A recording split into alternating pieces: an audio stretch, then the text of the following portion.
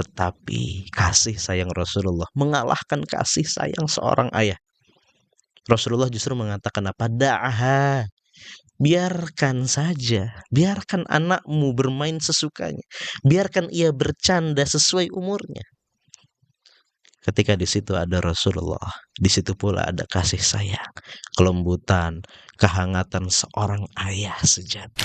Untuk kemudian salah satunya membahagiakan manusia di dunia dan akhirat. Dan memang beliau sendiri kan yang pernah mengatakan kepada kita semua, umat beliau, kepada seluruh manusia, bahwa salah satu kebaikan terbesar adalah kegembiraan yang engkau masukkan ke dalam hati seorang muslim.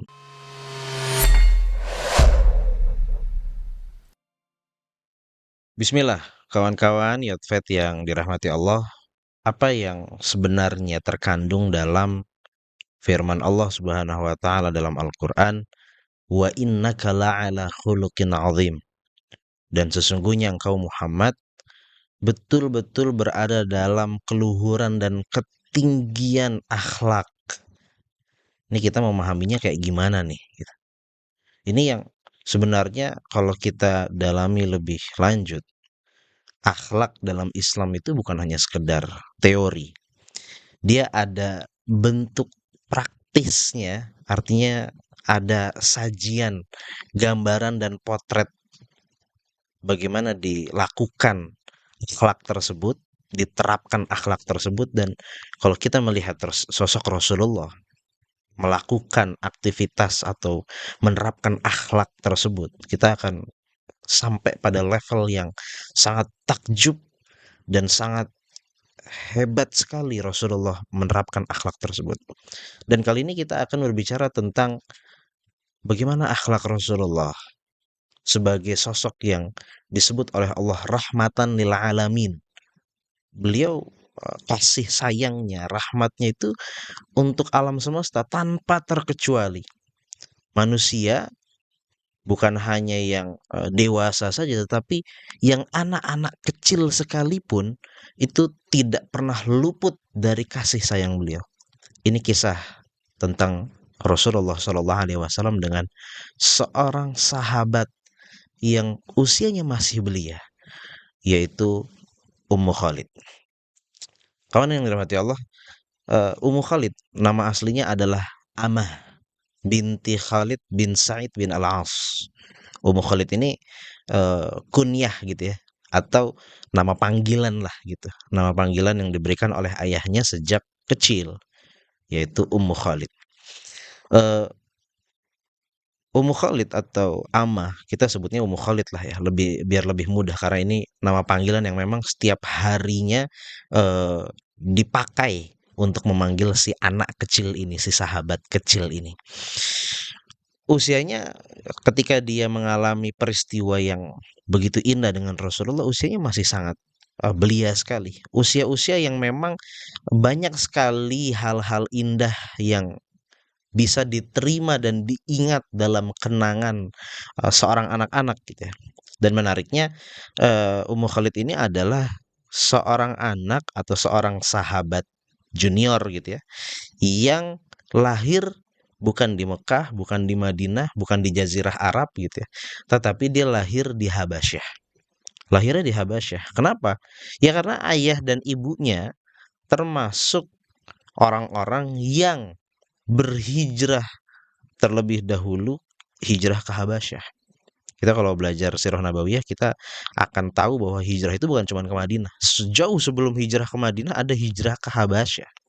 Nah, bapak ibunya Ummu Khalid ini itu hijrah ke Habasyah, dan kemudian Ummu Khalid sendiri lahir di Habasyah gitu ya. Banyak kenangan indah tentu yang dilewati oleh Ummu Khalid. Begitu juga kenangan yang terindah ketika bercengkrama, bersentuhan dengan Rasulullah Shallallahu Alaihi Wasallam. Pada suatu hari Rasulullah SAW membagikan pakaian.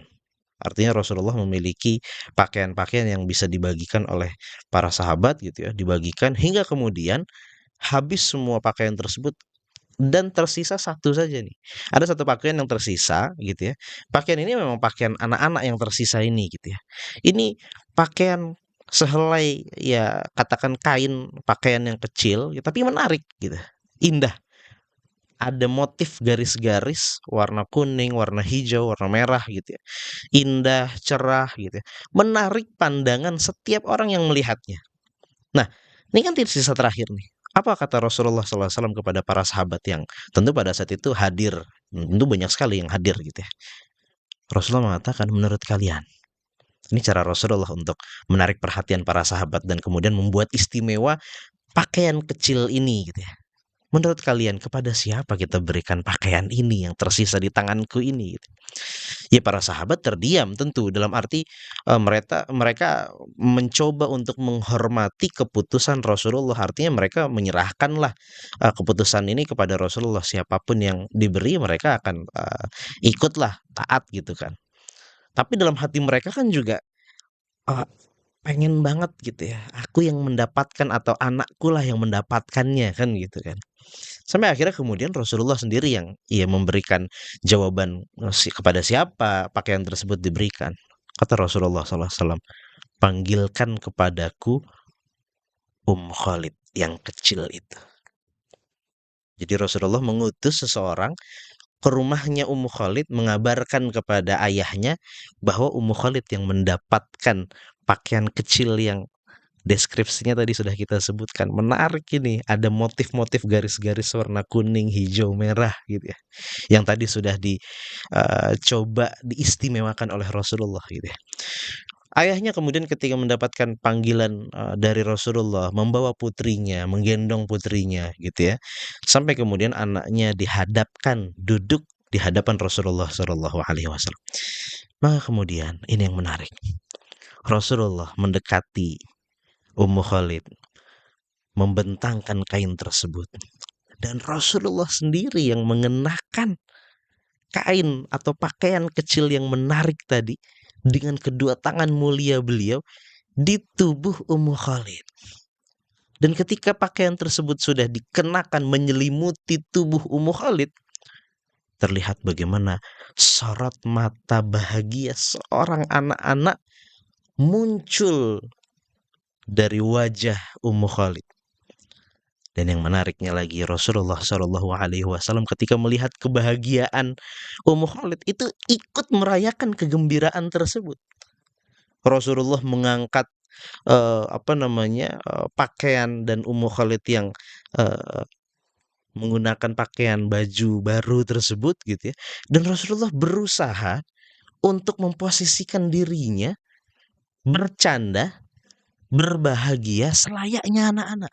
Kan tentu bahagia dan canda tawanya orang dewasa dan anak-anak kan berbeda. Orang dewasa sendiri pun bercanda, tertawa gitu. Tapi anak-anak juga begitu kan. Tapi beda gitu loh. Ya namanya beda usia kan pasti beda. Tapi di sini Rasulullah justru memposisikan dirinya untuk bercanda, tertawa, berbahagia selayaknya anak-anak. Apa kata Rasulullah? Rasulullah mengatakan, "Ya Ummah Khalid, sana." Artinya sana itu bahasa Habasyah. Wahai Ummu Khalid, ini cantik sekali, ini bagus sekali, ini indah sekali. Lihat Rasulullah mencoba untuk menggunakan kata, kalimat yang menjadi kekhasan Ummu Khalid gitu ya. Karena Ummu Khalid tentu terbiasa dengan bahasa Habasyah karena dia cukup lama tinggal di Habasyah gitu, lahir di Habasyah juga gitu kan. Tidak selesai di situ. Rasulullah kemudian mendoakan Ummu Khalid berkali-kali. Pakai dan usangkanlah. Pakai dan usangkanlah. Akhliki wa abli, abli wa akhliki dan seterusnya. Pakai dan usangkanlah, lalu pakai dan usangkanlah, lalu pakai dan usangkanlah. Ini doa sebenarnya artinya adalah doa panjang umur untuk Ummu Khalid. Nah, ketika Rasulullah berusaha untuk berinteraksi lebih intim, lebih dekat, mendekat secara emosional seorang anak-anak, Ummu Khalid pun yang usianya masih kecil pada saat itu menjadi merasa begitu akrab dengan Rasulullah, merasa lebih tenang, dekat dengan Rasulullah. Sehingga kemudian Ummu Khalid mulai tertarik untuk bermain-main dengan Rasulullah. Kita, bisa kerasa nggak sih kalau kita main sama anak kecil kita goda gitu kan, kita coba, lempar senyuman, kita lempar mata-mata genit kita kepada anak-anak itu kan, anak-anak kemudian kan tertarik dan sehingga mau gitu loh. Dia merasa terajak untuk bermain bersama gitu. Itu yang dirasakan Ummu Khalid ketika Rasulullah, berinteraksi, memancing interaksi tersebut. Sehingga kemudian Ummu Khalid juga tertarik untuk berinteraksi lebih jauh lagi, lebih dalam, lebih intim dengan Rasulullah. Ummu Khalid meraba-raba tangan, Rasulullah, menarik, apa namanya, apa yang ada di tubuh Rasulullah gitu ya. Dan yang menarik Ummu Khalid dari Rasulullah adalah tanda kenabian yang ada di kedua pundak atau punggung Rasulullah Shallallahu Alaihi Wasallam. Kan ada tuh tanda tuh di tubuh Rasulullah, tanda kenabian itu gitu ya. Ummu Khalid tuh tertarik, ya namanya anak kecil gimana sih, melihat ada sesuatu yang beda gitu kan, tertarik untuk pegang-pegang, meraba-raba dengan jari-jari mungilnya itu. Nah, ayahnya tentu ketika melihat Ummu Khalid, wah ini takutnya nggak sopan nih megang-megang apa-apa gitu Rasulullah gitu kan. Sehingga kemudian ayahnya menegur Ummu Khalid gitu ya, dalam arti menegur, menghormati kewibawaan Rasulullah SAW. Tetapi kasih sayang Rasulullah mengalahkan kasih sayang seorang ayah. Rasulullah justru mengatakan apa? Da'aha, biarkan saja, biarkan anakmu bermain sesukanya, biarkan ia bercanda sesuai umurnya. Ketika di situ ada Rasulullah, di situ pula ada kasih sayang, kelembutan, kehangatan seorang ayah sejati. Bayangkan, Rasulullah menunjukkan eh, sosok ayahnya bukan hanya kepada anak-anak dan cucu-cucunya sendiri, tetapi kepada para sahabat junior sekalipun, beliau memberikan rasa keayahan beliau itu. Singkat cerita hadirin yang, kawan-kawan yang dirahmati Allah, Ummu Khalid tumbuh dewasa. Tentu Ummu Khalid tumbuh dewasa. Bersama pertumbuhannya, tumbuh pula kenangan-kenangan indah dari interaksinya bersama Rasulullah Shallallahu Alaihi Wasallam. Kain yang pernah diberikan oleh Rasulullah itu juga menjadi kain yang selalu, menjadi kenangan yang terindah. Sekalipun kain tersebut tentu sudah tidak bisa digunakan lagi, bahkan mungkin warnanya sudah memudar, sudah usang, tetapi kenangan tersebut tidak pernah pudar, tidak pernah usang. Selalu menjadi kenangan yang paling indah bagi seorang Ummu Khalid yang semakin hari semakin dewasa. Karena di kain tersebut, di pakaian tersebut tersimpan berkah yang begitu besar. Ada bekas kedua telapak tangan Rasulullah Shallallahu Alaihi Wasallam. Begitu haru Ummu Khalid memiliki kenangan yang indah itu. Nah, kawan-kawan yang dirahmati Allah, mari sekarang kita mencoba mendalami dan menghayati lebih dalam potret yang indah, yang menarik ini dari sosok Rasulullah ketika berinteraksi dan mencoba menerapkan akhlaknya kepada siapapun, bahkan kepada seorang anak kecil. Yang pertama, kawan-kawan yang dirahmati Allah, betapa lapangnya ya waktu Rasulullah Shallallahu Alaihi Wasallam sehingga beliau sempat-sempatnya melakukan hal ini gitu.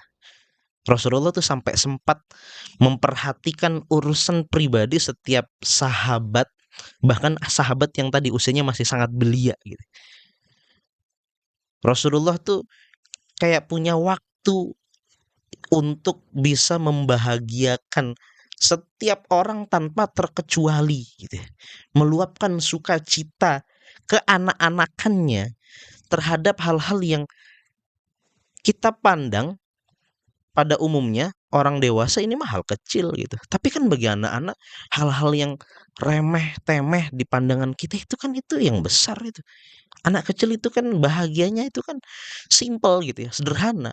Tetapi itu yang kemudian coba dirasakan juga oleh Rasulullah Shallallahu Alaihi Wasallam. Dan padahal Rasulullah itu bukan orang yang punya waktu luang banyak gitu loh, yang nggak punya aktivitas yang besar, berat dan padat. Rasulullah punya itu semua. Gimana Rasulullah itu punya amanah memikul tanggung jawab terbesar yang ada di muka bumi ini gitu ya, dengan kewibawaan beliau yang begitu besar gitu ya. Tapi kan memang ini dia, wa innaka la'ala khuluqin azim. Tugas beliau salah satunya adalah bagaimana bisa menumpahkan kasih sayang dalam akhlak-akhlak beliau gitu ya. Untuk kemudian salah satunya membahagiakan manusia di dunia dan akhirat gitu ya. Dan memang beliau sendiri kan yang pernah mengatakan kepada kita semua, umat beliau, kepada seluruh manusia, bahwa salah satu kebaikan terbesar adalah kegembiraan yang engkau masukkan ke dalam hati seorang muslim. Itu jangan dianggap remeh.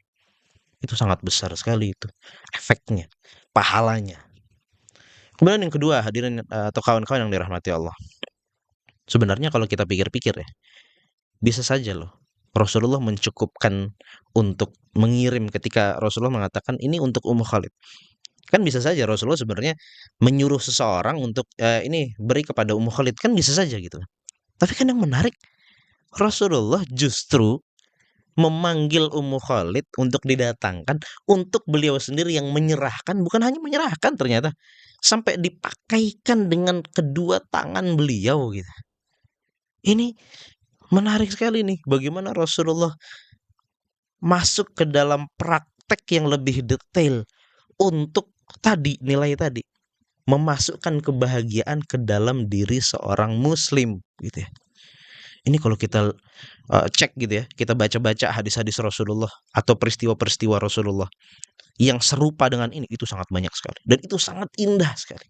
Mungkin dalam kesempatan yang lain kita akan coba gali juga gitu ya, atau kita sampaikan juga gitu ya, agar kemudian uh, kebahagiaan atau keindahan akhlak Rasulullah itu semakin terasa dalam hati kita.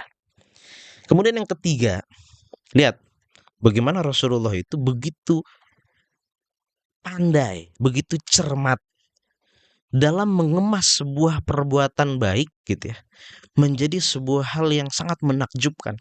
Orang berbuat baik tuh bisa aja mudah gitu loh.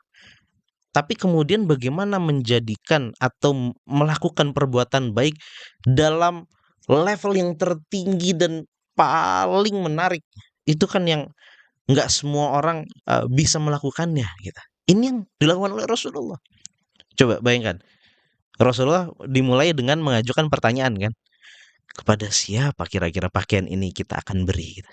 Ini kan Rasulullah memancing perhatian para sahabat gitu ya, untuk kemudian pakaian yang mungkin pada awalnya dianggap biasa, tetapi kemudian menjadi luar biasa, menjadi istimewa. Sampai kemudian Rasulullah meminta Ummu Khalid untuk didatangkan langsung, menerima langsung dari tangan Rasulullah gitu ya. Bahkan kemudian beliau yang langsung mengenakan dengan kedua tangannya gitu. Kemudian beliau menghibur perasaan Ummu Khalid, menyentuh perasaannya, ikut dalam perayaan kegembiraan kekanak-kanakan Ummu Khalid gitu ya. Didoakan pula berulang-ulang gitu ya. Bahkan kemudian beliau mendekatkan tubuhnya dengan tubuh Ummu Khalid gitu ya. Beliau membiarkan Ummu Khalid untuk bermain dengan tubuh Rasulullah Shallallahu alaihi wasallam gitu kan. Sampai kemudian bahkan Rasulullah menegaskan dan apa namanya, mengatakan kepada ayahnya, biarkan dia main sesuai dengan umurnya. Memang anak anak usia segitu ya begitu cara mainnya kan gitu. Ini pelajaran yang sangat penting banget ini. Kalau kita baca hadisnya tadi kan cuman salah satu amal kebajikan adalah kita memasukkan kebahagiaan kepada hati atau diri seorang muslim. Tapi praktiknya ternyata Rasulullah sebegitu dalam ya, sebegitu jauh ya, sebegitu indah ya, sebegitu detail ya. Ini kita penting nih belajar nih. Kalau kita ingin berbuat baik kepada siapapun lah, kepada orang tua kita, kepada istri kita, kepada anak kita, kepada tetangga kita, kepada teman kita, kepada siapapun lah. Coba usahakan untuk memikirkan sedetail dan setiap detail itu indah dan menarik, memberi kesan. Wah, itu dia tuh menarik banget. Kemudian yang keempat, ini kita bisa belajar nih bagaimana metode dan cara Rasulullah dalam memperlakukan anak-anak gitu ya. Dari peristiwa ini kita dapat pelajaran, yaitu Rasulullah memberikan sambutan hangat, menghibur, ada kelembutan, membahagiakan mereka, mendekat, berupaya menjalin kedekatan dengan dunia anak-anak sehingga kemudian anak-anak itu merasa nyaman untuk mendekat gitu ya. Bahkan bahkan sampai tangan kecil anak-anak itu bisa menyentuh tubuh Nabi yang mulia gitu ya. Kemudian bersikap lemah lembut, menjauhi bentakan serta kekasaran gitu ya. Kan tadi Rasulullah sampai cuman mengatakan da'aha. Itu apa namanya? Ucapan yang sangat lembut sekali gitu. Ini sentuhan-sentuhan Nabi yang begitu luhur gitu. Begitu memperhatikan kedalaman perasaan anak-anak gitu ya. Ada perhatian yang khusus memang Rasulullah kepada anak-anak ini. Kemudian eh, di sini yang kelima gitu ya, dari peristiwa ini terlihat bagaimana pengaruh besar dari perlakuan Rasulullah kepada kedua orang tua Ummu Khalid. Kalau kita posisikan diri kita sebagai kedua orang tua Ummu Khalid, kira-kira apa sih yang ada dalam hati kita gitu? Hati kita begitu bergejolak gitu. Menggendong anak kita dipanggil oleh Rasulullah gitu ya, untuk mendapatkan hadiah yang istimewa gitu ya. Dan kemudian uh, betapa apa yang kita rasakan, apa yang akan kemudian mata kita ketika melihat anak kita langsung diberikan hadiah oleh Rasulullah gitu kan. Dikenakan langsung hadiah tersebut dengan kedua tangan Rasulullah gitu ya. Wah, itu. Saya sambil membayangkan ini, ya Allah, indah banget ya Allah gitu. Bahagianya kita kalau kemudian anak kita dipanggil oleh Rasulullah, kemudian diberikan hadiah yang begitu istimewa, yang tidak akan pernah bisa kita lupakan kenangan-kenangan tersebut gitu ya. Dan ini kan cara Rasulullah bukan hanya untuk memuliakan Ummu Khalid kan, tetapi ini cara Rasulullah untuk memuliakan kedua orang tuanya loh. Bahkan kepada keluarganya secara umum gitu. Anakku, keluargaku ada yang diperlakukan secara khusus loh oleh Rasulullah. Kan gitu. Yang keenam, di sini ada kemujizatan yang tampak dari Rasulullah ketika Rasulullah mendoakan Ummu Khalid, pakailah hingga usang, pakailah hingga lusuh gitu. Abli wa akhliki, abli wa akhliki. Ini kan merupakan doa agar punya panjang umur gitu ya. Dan ini terwujud. Ummu Khalid itu hidup dengan usia yang begitu panjang, bahkan bisa dicatat Ummu Khalid itu menjadi sahabiah atau menjadi sahabat dari kalangan wanita yang wafatnya itu terakhir-akhir dari sahabat-sahabat wanita yang lain. Kemudian yang terakhir, kawan-kawan yang dirahmati Allah, ketika kita mendengarkan atau membaca kisah ini, kita membayangkan seluruh peristiwanya. Kita hadirkan kuat-kuat dalam benak kita, seakan-akan kita menyaksikan langsung peristiwa indah tersebut gitu. Apa yang kira-kira, apakah ada getaran dalam diri kita, dalam hati kita? Apakah kemudian kita merasakan ada ketulusan kerinduan dalam diri kita kepada Rasulullah Shallallahu Alaihi Wasallam? Kalau misalnya itu tidak ada, wah, saya merasa mungkin ada yang kurang dalam diri kita kalau kemudian kita mendengarkan dan menghayati peristiwa ini, momen ini, tanpa kemudian ada hati yang membuncah, yang rindu untuk bisa bertemu, memandang wajah dan berinteraksi dengan Rasulullah Shallallahu Alaihi Wasallam. Mari kita lebih mendekat dan membaca.